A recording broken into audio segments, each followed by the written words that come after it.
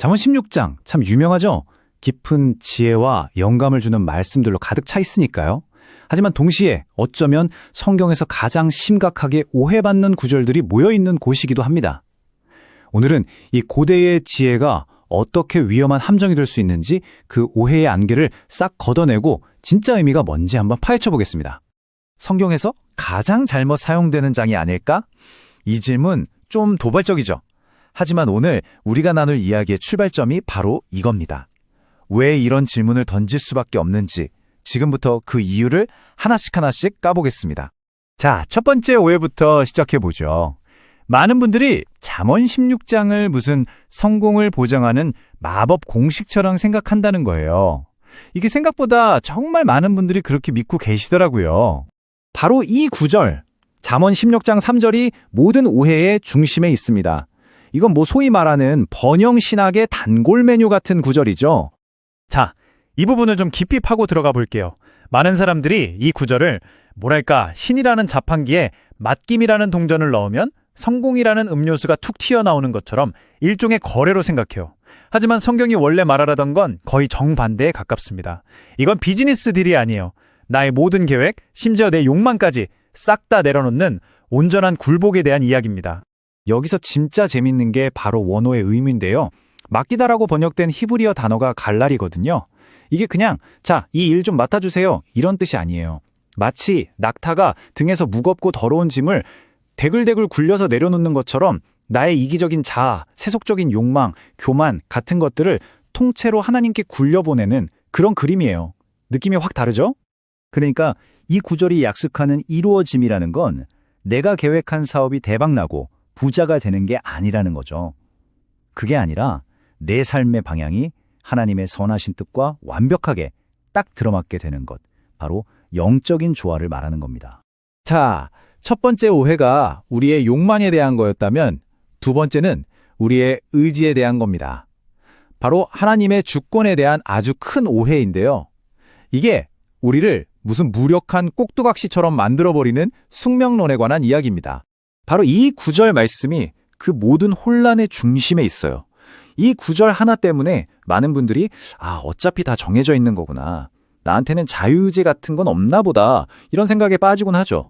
하지만 성경이 말하는 하나님의 주권은 우리를 로봇으로 만드는 그런 차가운 숙명론이 절대 아닙니다. 그건 섭리, 다시 말해 사랑이 가득한 왕의 통치 같은 거예요. 우리는 아무 생각 없이 줄에 매달려 움직이는 꼭두각시가 아니라 하나님의 위대한 이야기 속에서 자기 선택에 책임을 지는 그런 배우와 같은 존재입니다. 신학자 R.C. 스프롤이 남긴 이 말을 보면 이해가 더 쉬울 거예요. 이 넓은 우주에 하나님의 컨트롤을 벗어나서 제멋대로 돌아다니는 불량 분자는 단 하나도 없다는 거죠. 우연처럼 보이는 아주 사소한 일까지도 전부 그분의 돌보심 아래 있다는 뜻입니다. 그래서 핵심은 바로 이겁니다. 33절 말씀처럼 우리가 그냥 무작위로 제비를 뽑는 것, 하다못해 동전 던지기 같은 일조차도 하나님의 주권 아래 있다는 거예요. 이게 무서운 얘기가 아니라 그 어떤 혼돈 속에서도 나를 꽉 붙들고 계시는 하나님의 손길을 느끼게 해주는 최고의 위로이자 안전장치인 셈이죠. 자, 그럼 이제 개인의 삶에서 눈을 좀 돌려서 국가와 권력의 문제로 넘어가 볼까요? 잠언 16장에 나오는 이 지상의 왕에 대한 구절들이 역사 속에서 얼마나 심각하게 오용되어 왔는지 한번 들여다보겠습니다. 역사적으로 보면 이 10절 말씀, 하나님의 말씀이 왕의 입술에 있다는 구절이 왕의 모든 말이 곧 신의 말이라는 왕권 신수설을 정당화하는 데 쓰였어요. 완전히 잘못 사용된 거죠. 원래 이 구절의 의미는 왕에게 절대 권력을 주는 게 아니라 오히려 너는 하나님의 법 아래에서 공의를 실현해야 해 하고 무거운 책임을 지우는 경고에 가깝습니다. 이건 확실히 해야 해요. 성경은 통치자들한테 네 맘대로 해 하고 백지수표를 주는 게 아닙니다.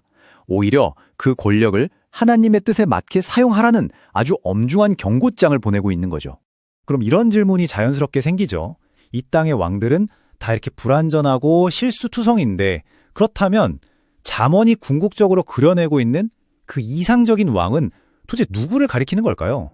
이제 드디어 이 모든 지혜의 퍼즐을 완성할 마지막 그리고 가장 중요한 조각을 맞춰볼 시간입니다. 잠언 16장이 정말로 가리키고 있었던 그 유일하고 참된 왕에 대한 이야기입니다. 잠언 16장을 쭉 다시 훑어보면 어떤 이상적인 왕의 모습이 그려집니다.